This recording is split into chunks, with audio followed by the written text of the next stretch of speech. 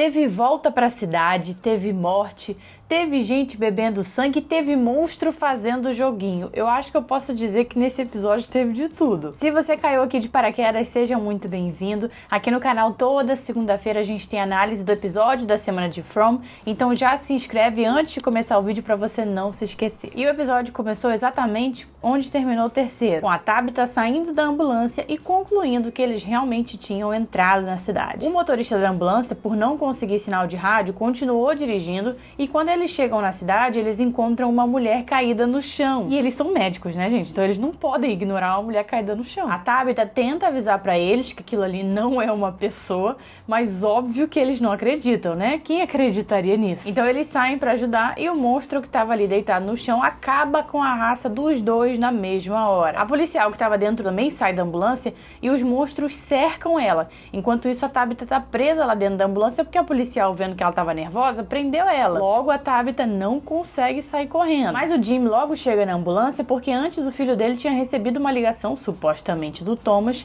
dizendo que a Tabitha estava em perigo, que ela estava em uma ambulância. Que já nos faz pensar, né, se essa vozinha no telefone que disse ao Thomas é do bem ou é do mal, porque querendo ou não, a vozinha acabou ajudando. Ela fez alguns alertas coerentes, né? No outro episódio, a voz alertou que os dois filhos dele estavam do lado de fora, quando já estava para começar a anoitecer. Aí agora alertou sobre a ambulância. Mas é claro que não dá pra gente já ir tirando conclusões precipitadas, dizer que a voz então é do bem porque ajudou. Não é bem assim. Até porque, mesmo que a voz não tivesse dito que era a Tabitha dentro da ambulância, a galera teria visto que chegou um carro novo ali na cidade e teria saído pra ajudar, assim como eles fazem com todo mundo. Todo mundo que chega lá não tem noção de que lugar é aquele, né? De onde é que eles chegaram, dos perigos que tem ali.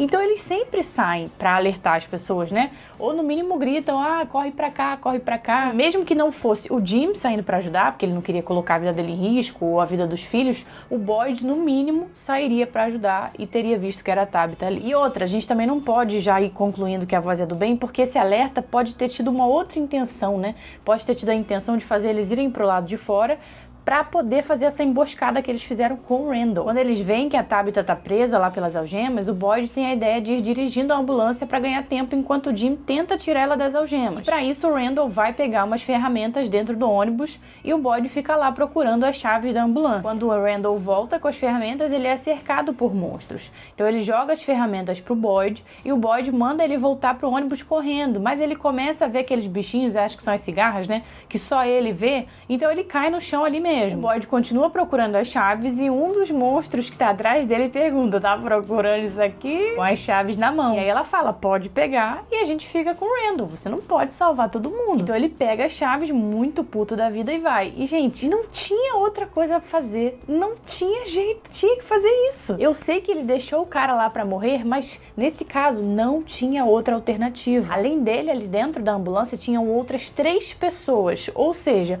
ou era salvar 3 pessoas ou era salvar uma, que era o Randall. Mas era só dar uma ré na ambulância e atropelar os monstros. Eu também pensei isso na hora, mas depois eu parei pra pensar e vi que não era bem assim. O Randall estava cercado por monstros e eles não iam sair dali. Mesmo que o Boyd, então, atropelasse um lado, né? O Randall tá no meio. Aí tem monstros de todos os lados dele. Mesmo que ele atropelasse um lado, ainda ia ficar monstro ali. Além de que, vamos combinar, o Randall é um idiota, né? Então, entre salvar 3 pessoas legais e um idiota, não é mesmo? Só que o Randall tava começando a prestar pra alguma coisa, né? Tanto é que o Boyd, quando tá conversando com ele lá dentro do ônibus, ele até estranha o fato dele querer ajudar. Ele perguntou, você agora tá querendo ajudar, meu filho? Que milagre é esse? E aí ele conta pra ele que é porque depois de tudo que ele viu, depois de tudo que aconteceu com ele, né? Se referindo àquele negócio que aconteceu dele basicamente ficar em um coma, ele, a Julie, a Marielle. Então ele fala que ele mudou depois daquilo, depois daquela experiência traumática que ele teve. Ele continua sendo um idiota, mas pelo menos agora ele tá começando a tentar ajudar, né? Então é óbvio que isso tudo foi muito bem planejado pelos monstros pra fazer com que o Boyd abandonasse o Randall ali, porque ninguém com essa consciência ia salvar o Randall ao invés das outras 3 pessoas, e depois causar uma discórdia, causar uma briga entre eles, porque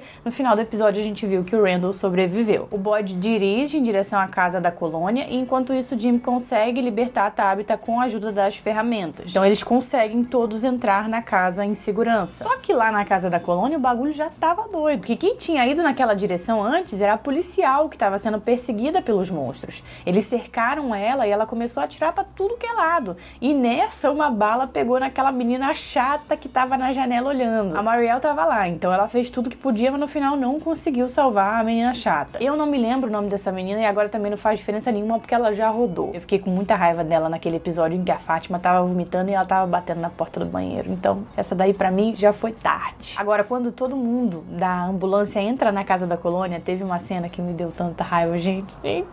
Vamos ver se vocês concordam comigo, se vocês também ficaram com raiva nessa cena. A policial, toda assustada, vai tirar a algema da Tabitha e a Tabitha fala: eu te avisei. Ô, sua imbecil! Você por acaso acreditou nas pessoas de primeira quando você chegou na cidade? Você acreditou que tinham monstros ali querendo matar todo mundo? Não, né? Até porque nenhum ser humano normal acreditaria nisso. Então por que a policial tinha que acreditar na doida surtada que estava dentro da ambulância porque fugiu de um hospital? Cara, mas que fala ridícula da Tabitha, sério mesmo? Isso é o que? Falta de criatividade pra botar no diálogo? Porque não é possível, gente, botar um negócio desse. É uma fala muito idiota. Mas enfim, todo mundo chegou na Casa da Colônia, todos sãos e salvos, incluindo o pai do Vitor. E obviamente não foi coincidência, logo na noite em que ele chega na Casa da Colônia, o Vitor não está lá, né? E por falar nele, agora finalmente temos alguém disposto a parar e ouvir o que ele tem pra dizer. As pessoas ali não levam o Vitor a sério o suficiente, né? Não levam nada, na verdade. E ele era a pessoa que era pra ser mais levada a sério ali, porque ele tá lá desde criança. Ele tá lá desde que não existiam talismãs. Ele é o cara que mais sabe, mais entende daquele lugar. E ninguém tá nem aí pra ele. Por quê? Porque ele é estranho, só por isso. Mas agora ele resolveu sentar com a Sarah, que segundo ele é a pessoa mais assustadora daquele lugar, e tentar lembrar de tudo o que aconteceu pra contar pra ela, já que aparentemente tem algo pra acontecer e é importante que ele se lembre das coisas. E ele escolhe a Sarah porque ele acha que é ela quem vai dar força pra ele continuar se lembrando, porque são memórias muito complicadas, né? São coisas que ele mesmo não quer se lembrar, ele só vai se lembrar porque ele acha que é necessário, mas querer ele não quer. Então ele colocou a Sarah ali para ela impulsionar ele a continuar se lembrando, mesmo quando ele não quisesse mais. Então nessa de tentar se lembrar das coisas, ele conta para ela sobre algumas coisas até que a gente já sabia, né? Do dia em que todo mundo morreu, que foi o dia em que a mãe dele mandou ele se esconder. Ele se escondeu e no dia seguinte, quando ele saiu, tava todo mundo morto. Como ele era uma criança e não conseguia enterrar todo mundo, ele foi pegando um objeto de cada pessoa, juntou em uma maleta e enterrou. Até que, enquanto ele tá lá mexendo nos objetos, na maleta, ele se liga que não tem nenhum objeto do Christopher, o que automaticamente nos faz pensar o quê? Que o Christopher não morreu. Até porque o próprio Vitor nunca disse que ele morreu, muito pelo contrário, ele sempre deu a entender que tudo aquilo que tinha acontecido tinha sido culpa do Christopher. Não que tenha sido ele exatamente quem matou todo mundo, até porque dá pra gente ver que quem matou foi os monstros mesmo, né? Porque as pessoas estão completamente desfiguradas lá, faltando 50% até mais do corpo, então foram os monstros. Mas tudo que o Vitor fala dá a entender que foram os monstros, mas por culpa do Christopher. Aí novamente ele fala que o Christopher era uma pessoa que fazia todo mundo rir com o boneco de ventríloco dele, e que era justamente o boneco chamado Jasper, que era o que estava faltando ali. E ele fala que quando ele começou a ver o símbolo, ele começou a mudar, não fazia mais ninguém rir, e que um dia ele pegou o Christopher falando com o boneco sozinho e o boneco respondendo. Duas coisas importantes aqui então. Primeiro, a gente já sabe quem é a pessoa que tá vendo o símbolo agora, né? O Jay. E o Jay também não conta pra ninguém das coisas que ele vê. Ele ficou totalmente isolado e não fala nada pra ninguém. Só que existe uma diferença entre o Christopher e o Jade. Nesse episódio, o Jade conta tudo pra Chrissy e pro Kenny sobre essas visões que ele tem, e a Chrissy até pergunta pra ele desde quando ele tem essas visões, e ele diz que é desde que ele chegou na cidade. Já o Christopher não foi assim. O Christopher se transformou lá dentro da cidade. Ele teve ali toda uma evolução, que é como o Vitor vai contando, que ele fazia todo mundo rir, ele era super legal, era amigo de todo mundo, e depois é que ele virou essa pessoa. O Jade não. O Jade já entrou na cidade já sendo atormentado tomado por visão. Então, por mais que hajam semelhanças entre as duas histórias, do Jade e do Christopher, eu não acho que os finais serão os mesmos. Até porque eu nem vejo o Jade como uma pessoa que no final vai ser culpada por, sei lá, por todo mundo ali morrer. E a segunda coisa, nessa cena que mostra o Christopher falando com o boneco, já fica claro então que o tal boneco era um elemento usado pela cidade. Então o boneco muito provavelmente é mais uma daquelas coisas que não se pode mexer, que tem ali dentro da cidade, porque se você mexer, desencadeia uma série de acontecimentos, como foi a caixinha da bailarina. Então eu acredito que o Christopher não tenha chegado na cidade com o boneco, mas sim que ele tenha chegado lá e tenha encontrado o boneco lá.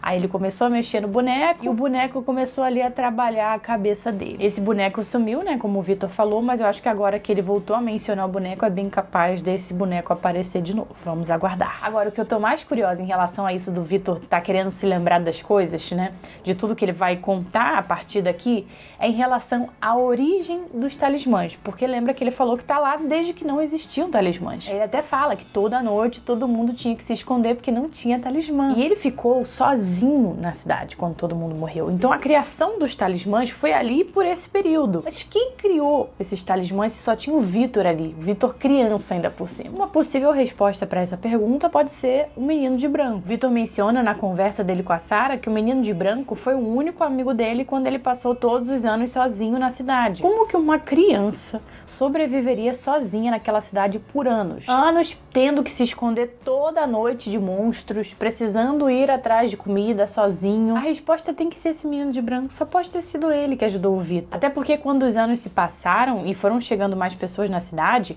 para que essas pessoas sobrevivessem, já tinha que ter os talismãs. Que a pessoa ia chegar lá, não ia fazer ideia de onde chegou, ia achar que essa história de monstro foi coisa criada pela imaginação do Victor e ia ficar lá de noite e ia morrer. Então, para que as pessoas sobrevivessem, já tinha que ter os talismãs. Então, eles foram criados nesse tempo aí em que o Victor estava sozinho. Então, eu acredito que o menino de branco é quem ensinou pro Victor como faz os talismãs. Deve ter sido o próprio Victor que fez eles mesmos. E eu não sei como é que a Sarah não pergunta isso pro Victor, né? Porque se fosse eu conversando com ele ali, a primeira coisa que eu ia perguntar: tu morava aqui quando não tinha talismã ainda? Então, onde é que vieram esses talismãs? Pergunta mais idiota a se fazer. Mais idiota não, mais óbvia.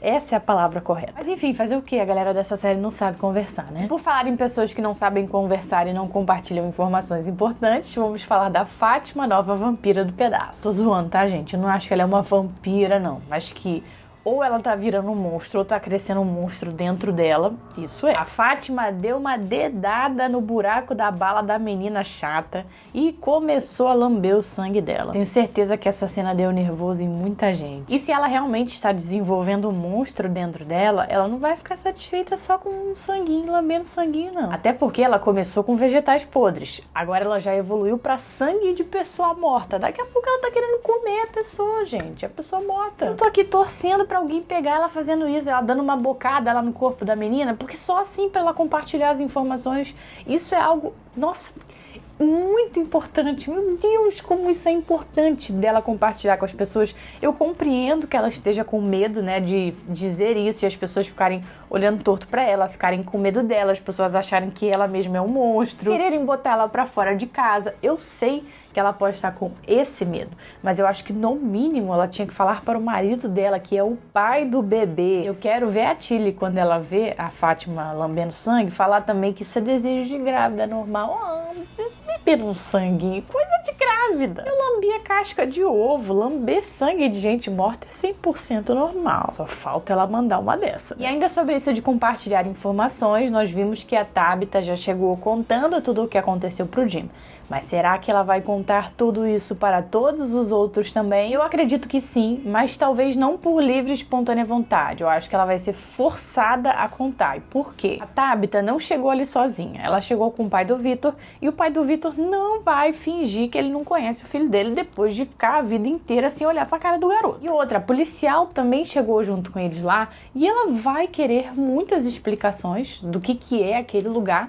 E mais ainda sobre a Tabitha, de como a Tabitha sabia daquele lugar. E ela vai entender que a Tabitha esteve lá e saiu e voltou. Então, obrigatoriamente, a Tabitha vai ter que falar a verdade para todo mundo ali. Não todo mundo, né? Pelo menos a polícia. Ah, vai ter que compartilhar. Então as informações necessariamente vão circular. E agora que a Tabitha provou que existe uma saída daquele lugar, possivelmente algumas pessoas vão ficar esperançosas, né? Ah, se a Tabitha conseguiu, eu vou lá pra torre, vou me jogar de lá e vou tentar ir embora também. Só que se fosse eu ali no lugar daquelas pessoas, eu não ia ficar nada feliz de saber que a Tabitha saiu e voltou. O fato da Tabitha ter saído, ter voltado sem querer, não é uma coisa boa. Pelo contrário, isso só prova que a cidade tem o controle de tudo sobre a vida deles. A cidade permitiu que a Tabitha saísse e puxou ela de volta. Ou seja, por mais que eles consigam sair, em algum momento eles vão voltar, se a cidade quiser que eles voltem. Isso pra mim é mais desesperador do que pensar que não existe saída. E essa inclusive pode ser a intenção de quem controla a cidade.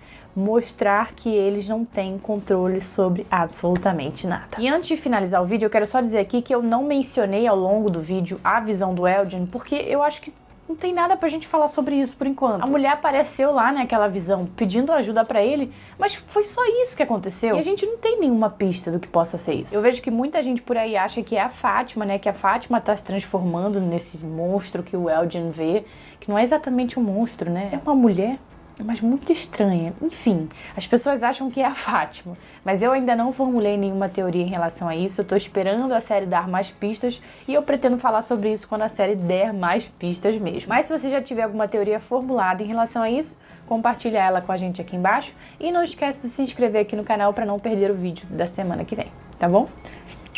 Beijinhos e até a próxima!